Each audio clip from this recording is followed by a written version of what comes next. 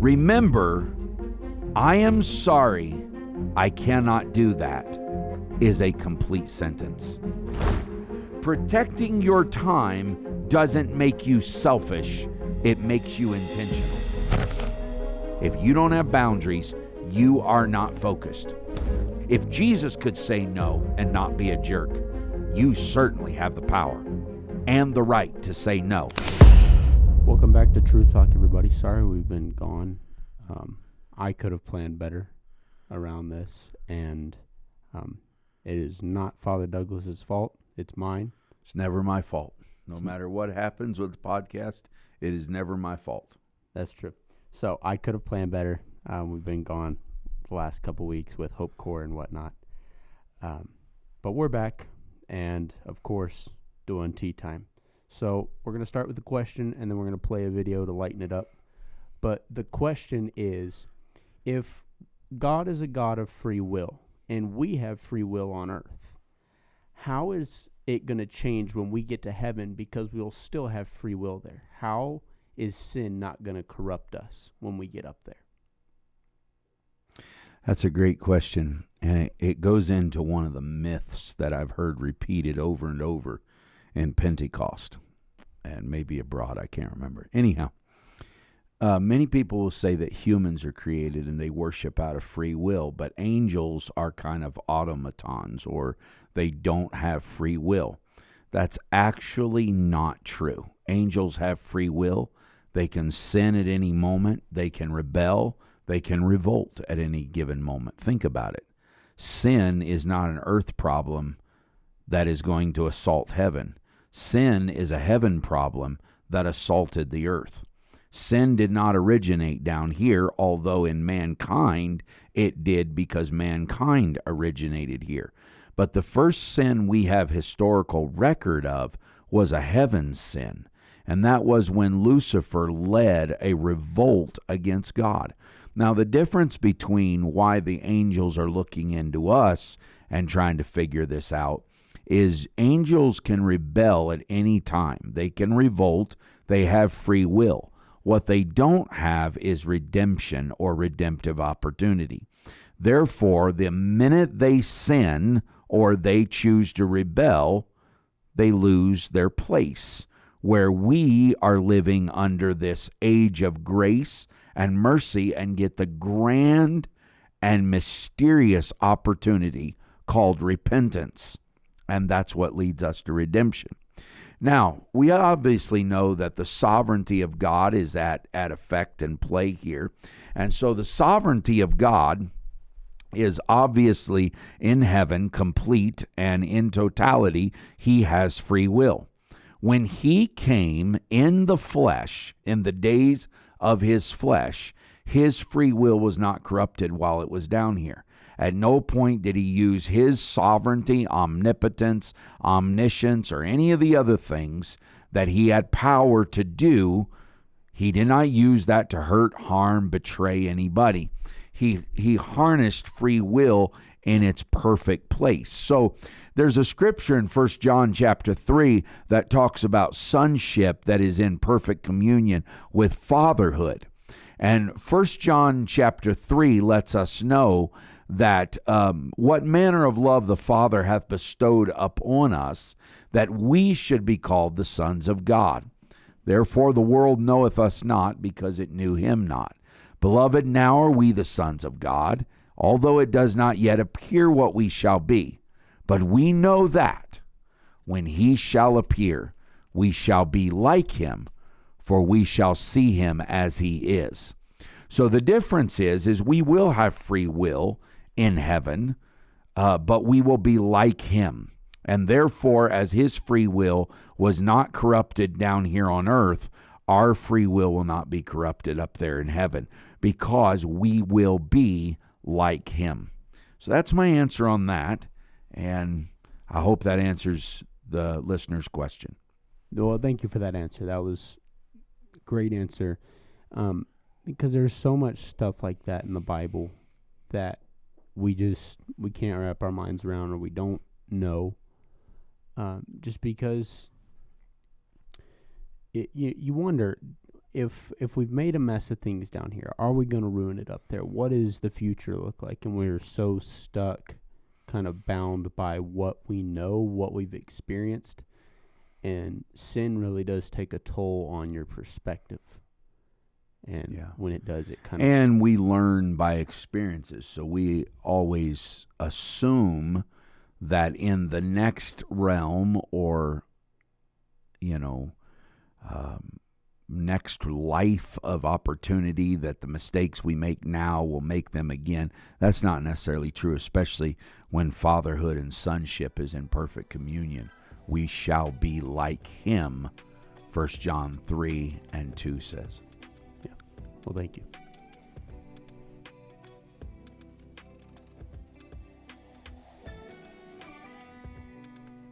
Welcome to Truth Talk.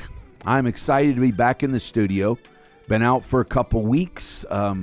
Probably could have done a little better at announcing that we were going to be out. It is Hope Corps ITW season, and we have back-to-back ITWs. I've been in Roatan for the last 10, 12 days. I flew in a few hours ago. I'm back in the studio, and I leave tomorrow and travel out, be back Sunday morning to preach, and then headed to the Mexico ITW. Got a exciting offer I want to make available to you if you're listening to this. How many have ever wanted to learn Spanish? But you get to learning Spanish and they're like, well, this is the feminine derivative of that word, and this is how you say horse, and you're like, yeah, I don't know, I'm not really interested. Have you ever wanted to know how to pray with someone in the altar who only speaks Spanish? Wilson University is offering a basic Spanish for apostolic ministry and communication. The course date is August 18 through August 31st, 2025. Brother Perez is an instructor, among others, but it is basic Spanish for intercultural ministry, micro courses for macro impact, and you earn real college credits.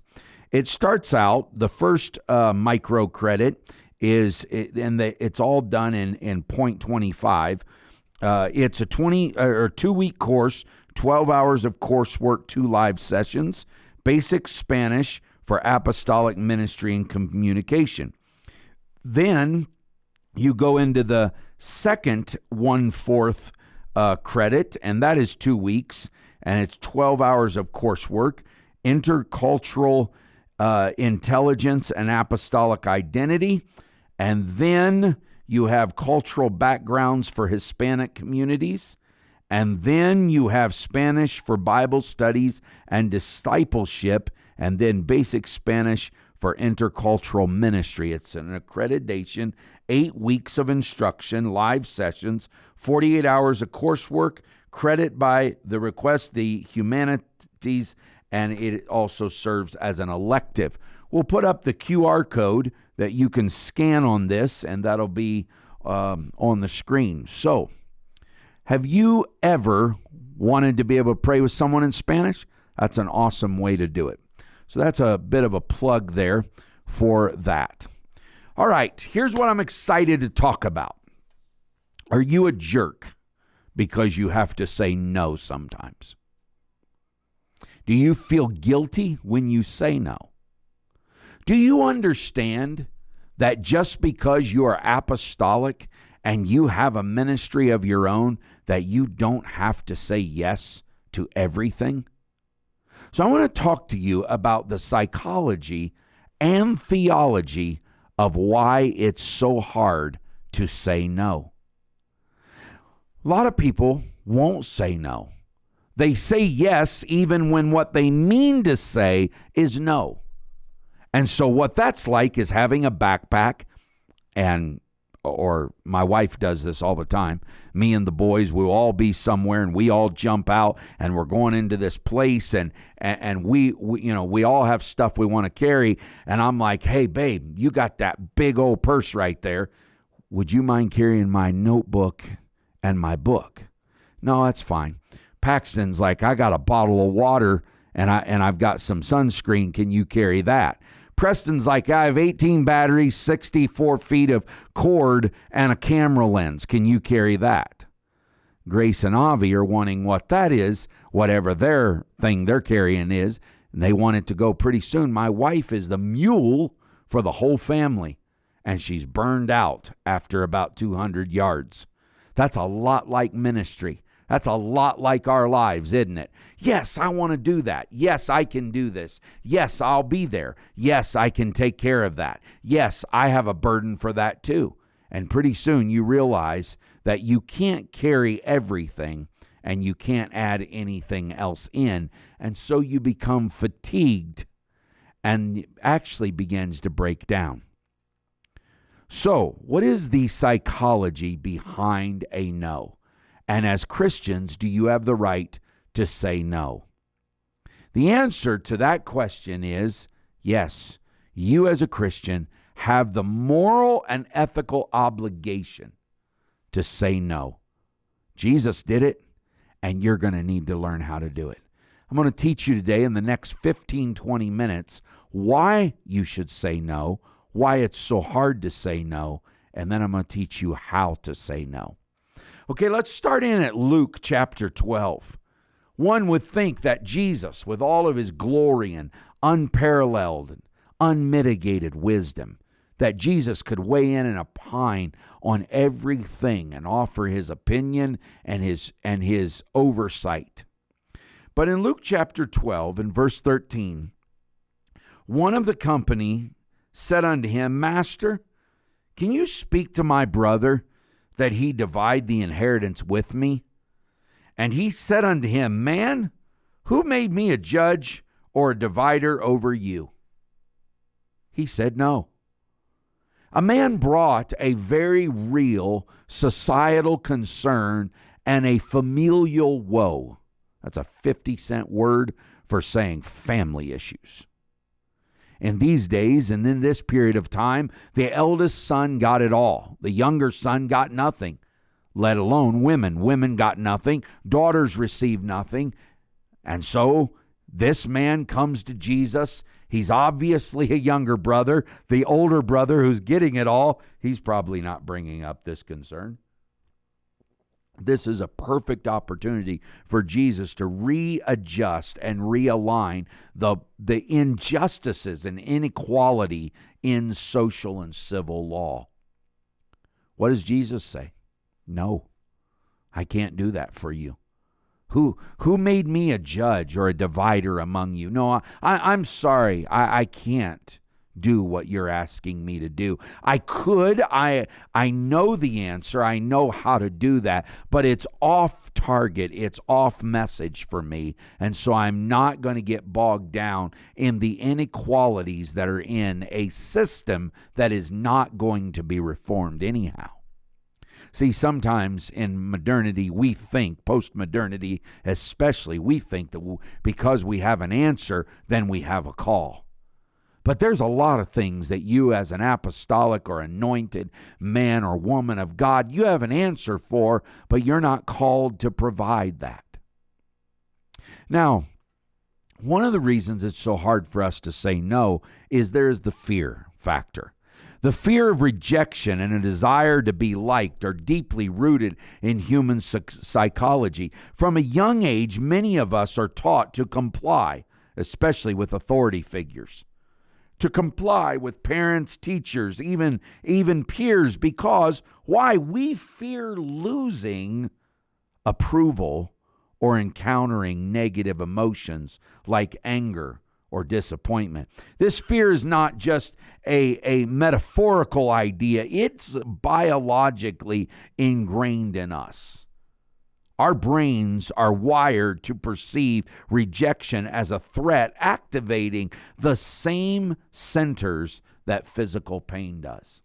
Rejection will hurt you so deeply that it will hurt you as great as your physical pain does at times. Okay? So we're not really wired to say no. And we fear rejection, and to say no will cause someone to have a negative emotion or a negative thing against us. And so, oh, well, that means that you think you're better than me. You think you don't need to get involved in my issues. Actually, sometimes I don't get involved in issues out of respect for the issue. For instance, if someone comes to me and says my white blood cell count is at a certain high number and I need you to weigh in on what I should do, I ask them plainly, could you consult with somebody who knows what those numbers mean? I respect your plight, your dilemma, your situation so greatly that I'm not going to weigh in, because that's not my job to weigh in. Many Christians today, especially in the age that we live in the neo-ultra conservative and ultra opinionated world, and liberalism, ultra liberalism, everything is extreme rights and lefts, and conspiracy theories abound ubiquitously between the two poles. Oftentimes we think because we have an answer, we should make it our calling. Jesus plainly said, I'm not your judge. I'm the wrong person to ask. Jesus wasn't a jerk. Jesus didn't have a spirit of lackadaisical way of looking at things. Jesus believed that their need was real. He just knew that it was off message. Now, one of the other issues behind our fear of saying no is we live in a yes culture. We are often led to believe that always saying yes is the key to success. We prize eagerness and willingness and positivity with the advancement at work and harmony in personal relationships. Have you ever heard the saying, nice people never say no? Unfortunately, that mindset can push us to overcommitting and overextending ourselves until we are running on empty. The cost of always saying yes is very high. As more weight piles on, extra tasks, obligations, favors you're going to do somebody, feelings you have, you start to feel sluggish and overwhelmed. And eventually, you're so weighed down that you are incapacitated. You don't have the ability to move forward, or if you do, it's inching forward. Psychologists highlight several consequences of the yes culture. Burnout and exhaustion is one. Overcommitting can lead to overwhelming stress and anxiety. So it's not good on you. The other negative consequence of the yes culture is strained relationships. Neglecting your own needs to please others can create resentment and weaken relationships. You have to be able to say no if you're going to be able to commit with any type of excellence. I mean, anybody can say yes, anybody can commit. But have you ever heard the people say, yes, I'll go, but they don't go? Well, their yes is actually a frivolous yes. It's a flighty yes. It's a meaningless yes. And so their yes really isn't a yes. It's a no that just doesn't have the guts to say it's a no. So you're not nice because you neglect yourself. You're not nice because you're willing to abuse yourself with burnout and exhaustion to be nice to everyone else. The other thing that psychologists have noted that is a negative consequence of the yes culture is missed opportunities. When you overcommit, it leaves no room for what truly matters in your life, and you're not able to execute. I wrote some notes down on the airplane coming home working on this, and it's easy to say, okay, you need to know how to say no. You need to learn how to say no. I can learn how to say no. No. There, that's pretty simple. It's a monosyllabic word. No, I'm not doing it. Jesus answered it a little more lengthily when he said, what is that to me? Who made me a judge and a divider? No, I'm sorry, man. I can't do that for you. So you have to have a way. How do I decide when I'm going to say no, and how do I decide when I need to say yes? Okay? Well, number one, you need to ask yourself some questions. Here's some questions you have to ask every time someone asks you or life asks you. Number one, does saying yes align with my core values and goals? Number two, will this commitment genuinely enrich my life and the life of others? Number three, could saying no actually create opportunity that matters more to me? Right? So for instance, God has blessed my life. God has been very, very gracious and overly kind to me. Every time I say yes to something or someone, I'm saying no to multiple other opportunities. So about 6 or 7 weeks ago, I did this. There was a weekend that I said yes to preaching out. Okay. So I'm getting on an airplane in Calgary. I'm going somewhere. But that same weekend, there had been 3 other requests for me to come preach there. So of the 4 requests of preaching out, I had to say yes. And when I said yes to this one, I said no to the other 3. Now, on top of that, Truth Church has a macro claim on my life and ministry, okay? I am obligated for the rest of my ministry to be the prime goal of my ministry is to feed the flock of God in Calgary. So every time I say yes to preaching out somewhere, I'm saying no to preaching here at home, which is my prime obligation. So you have to ask, could saying no actually create opportunity that matters more to me? So what is my prime obligation in ministry? It's Calgary, Canada. No ifs, ands, and buts about it. This is where I'm supposed to be. This is what I have committed the rest of my life to doing, is feeding the flock of God in Calgary, Canada, called Truth Church. Every time I say yes to go somewhere, I'm saying no to my prime calling, okay? So you have to ask those questions. Does saying yes align with my core values and goals?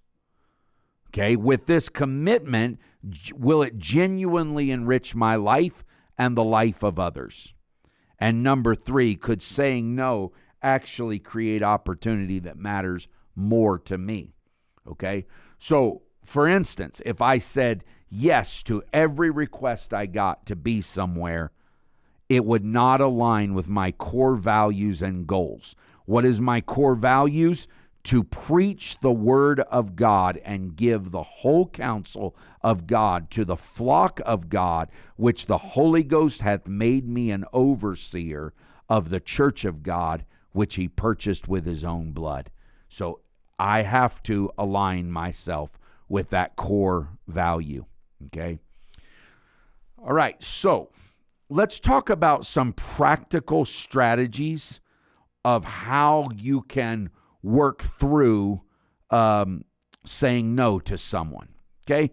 Practical strategy number 1, pause before responding. Hey, could you go and do this for me? Just because someone asks you something doesn't mean you need to answer immediately. Take a moment, an hour or a day or more, to assess what's really being asked of me. Okay, so you have to do this. And so there's a couple ways I can do this. There's the 5-second pause rule. Before you answer, take 5 seconds, pause, and check your true feelings. Because sometimes you're just, with somebody and they're a persuasive personality, they're fun to be with, and they launch into this and you just say no. The other thing, or yes.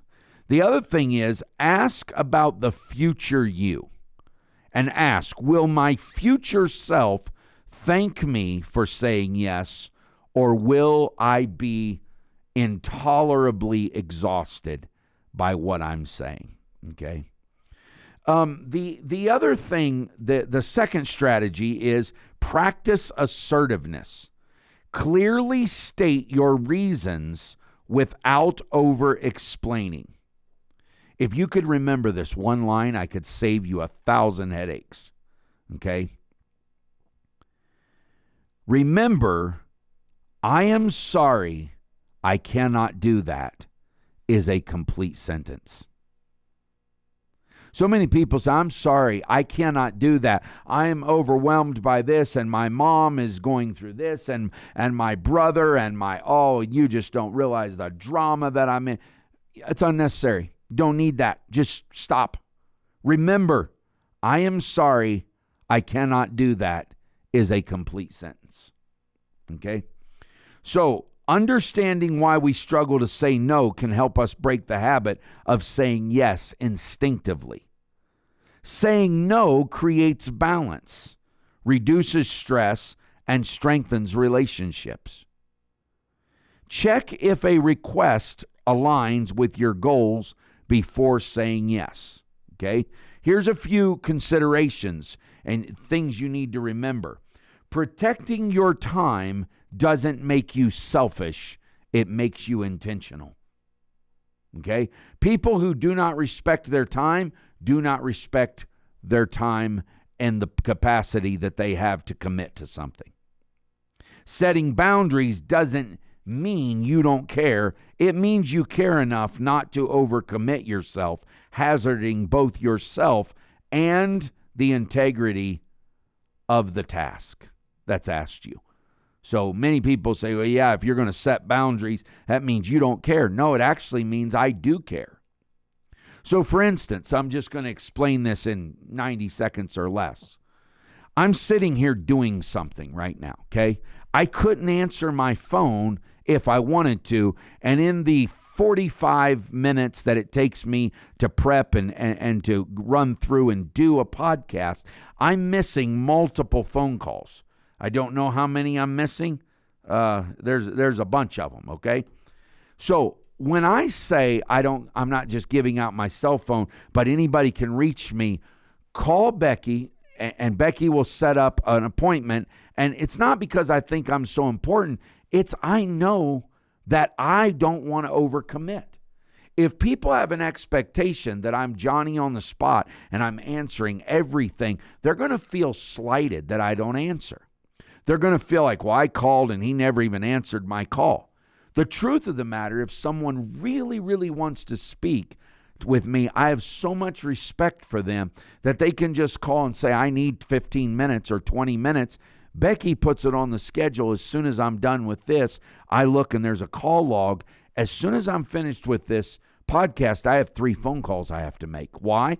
Why did I say no to answering it this way, but yes to another way? Because I don't want to get overcommitted. I don't want to take people who are desperate to talk to me, desperate to have their situation realized and appreciated the gravity of the concern that they have, and then have to play 5 hours of phone tag with me. That's disrespectful of them, their time. These people are already hurting enough. Their marriages may be struggling. A child may be rebelling. They may have a ministry concern. They may have a budgetary crisis in their ministry or whatever they're going through. They may have a personal issue that I don't even know about. The last thing they need to do is play a couple hours of phone tag with a man that they should be able to get on the phone and he should drop the world to hear them. So even when I'm traveling, even when I'm abroad, I'm still keeping schedules. The other day, I'm in Houston. I land, boom, there's a phone list. I've got people I got to call, people I got to be on the phone with. Why? Because I'm committing to them. Doesn't mean I'm selfish. It doesn't mean I don't care. It just means when I'm with my wife, it's really undisturbed time. I'm with my wife. And when that's over, I'll pick up the phone and start the list. I'll pick up what I need to do. Setting boundaries doesn't mean you don't care. It means you care enough not to overcommit yourself. Okay? Third thing I want to bring up, prioritizing yourself doesn't mean you're weak. It actually makes you strong. Saying no isn't rejection, it's self-respect. Every time you say a reluctant yes, you're saying no to something more important in your life. Okay? Jesus had something more important to do than to get into the societal inequalities. And he answered them and said, "Man, who made me a judge or a divider among you? That's not my core mission." And so did Jesus go away feeling negative about it? No. In fact, he said, "Take heed and beware of covetousness, for a man's life consisteth not in the abundance of things which he possesseth." And he moved on to a different thing. So we have to really grapple with this idea. And this is part 2. Okay? Why do I feel guilty for saying no? When you say no, your brain predicts a negative reaction, which our psyche tends to dwell on. One key to understanding guilt-free refusals is building assertiveness. Assertiveness is about communicating yourself and your needs clearly and confidently. You're not a jerk. You're not self-centered because you say, "I'm sorry, I cannot do that at this time." Now, what it says is that you're intentional and you have set healthy boundaries. Boundaries are personal guidelines that tell, someone and others about what you find acceptable and what you don't. Boundaries are traffic lights that tell you when to stop, go, and slow down. If you don't have those boundaries in your life, then you are just running amok doing whatever it is that you're doing. So positive reframing of this is every no is a yes to something else, and no to late night weekend emails are a yes to quality family time. Because every time you are saying no, you are saying yes to something more important. And every time you are saying yes, you are saying no to something else. Okay? So number 1, think, stop, reflect, and decide. Pause to consider. Now, go ahead and script your no, okay? I have a standard no that I give, okay? When someone asks me to do something and I'm telling them no, I always say, "I'm overwhelmed by your confidence and in me and in asking me to do this. Thank you for considering me, but I regret that I cannot do this right now and commit myself at this time." Period. Okay? What I'm doing is I'm dignifying their request. I'm telling them that I think it's a great privilege that I would even be on their mind. Thanks for considering me. I would be very, very honored if this was a different time. But as of right now, I cannot do it. Okay? So there's nothing wrong with delaying your responses. Buy time for yourself when pressured. There's a lot of times I agree to something in principle, but set a follow-up for concrete commitments. So like, here's something that I'll do. Hey, yes, I would love to do that. That is so in my wheelhouse and right down my alley. Okay? So I'm going to give you a tentative yes. Go ahead and pencil me in. I'm going to get home, or when I get a free moment, I'm going to tag in with Becky and make sure there's no conflicts and make sure that I can actually do that. Because if I do that, I don't want to come in light on it. I want to give it my undivided attention. And so I may have to come back and say, hey, upon further reflection and talking with Becky and consulting the calendar, it's just not going to work out right now. Buy yourself a little time. Okay? Now, the other thing is keep it short and sweet. lengthy explanations that unpack the drama and your burnout, what you've been doing and what you haven't been doing and what you're missing and what you're hitting, all that's unnecessary. Remember, I am sorry I cannot do it at this time, okay, is a complete sentence. Many times I say, I am sorry I cannot do this. And that means not at this time or any other time. I'm not going to do this. But if I add at this time, it really is a time constraint that I'm struggling with. Okay? So, how to set boundaries and stick to them. Okay? What are personal boundaries? Personal boundaries are the limits you set to protect your time, energy, and well-being. Now, there's 4 types of personal boundaries, and I honest to God, I could do a podcast on every one of these. Here's the 4 types: emotional boundaries, physical boundaries, sexual boundaries, and workplace boundaries. Okay? Emotional boundaries protect your feelings. Physical boundaries define your personal space. Sexual boundaries set clear levels of intimacy of what is appropriate and inappropriate. Workplace boundaries separate work from personal life, which is an absolute must if you're going to make it.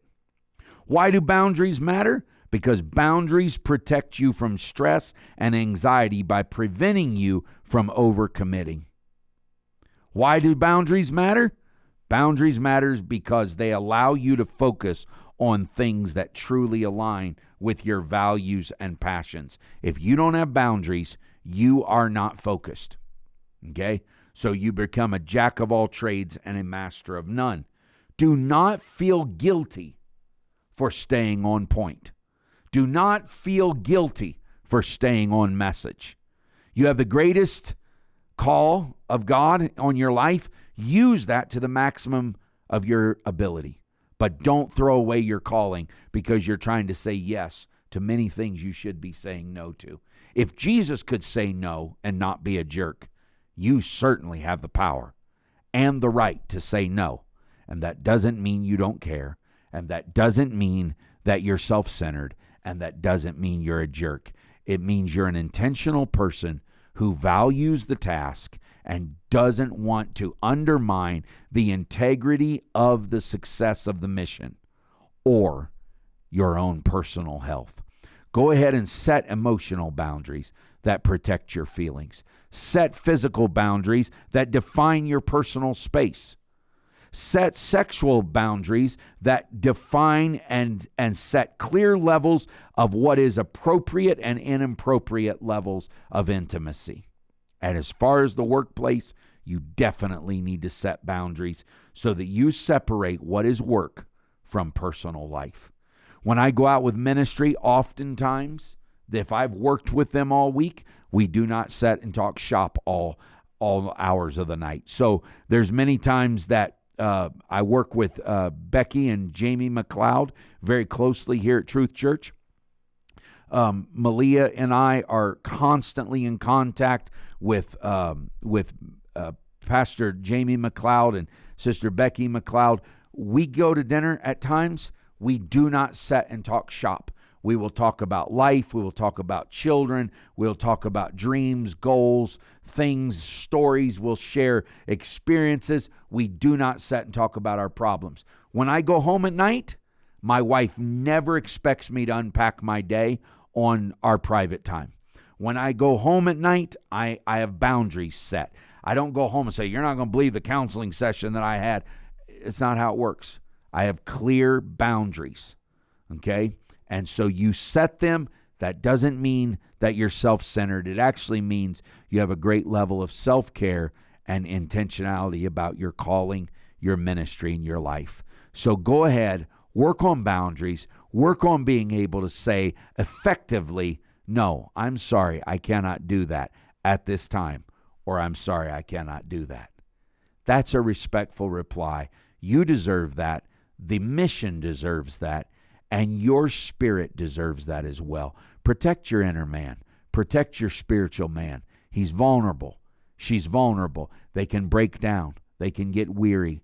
They can get worn. They need to be cared for. And so how do we care for them? Not just by eating right, sleeping right, exercising, and not taking certain toxic things into our body. It's also guarding our emotions, our physical space, our sexual intimacies, and our time at work and at home. So just sometimes look at something and say, that's a great question. I'm not supposed to be the one that answers that. You have a right to do that. God bless you, and keep striving for the perfection of the saints. Keep striving to be the best version of you and the call of God. You're the only one that can do what you do. I can't do your call for you, and you can't fulfill my call for me. So you better keep yourself healthy and on task, and I'm going to try to keep myself healthy and on task, and let's do great things for the kingdom of God.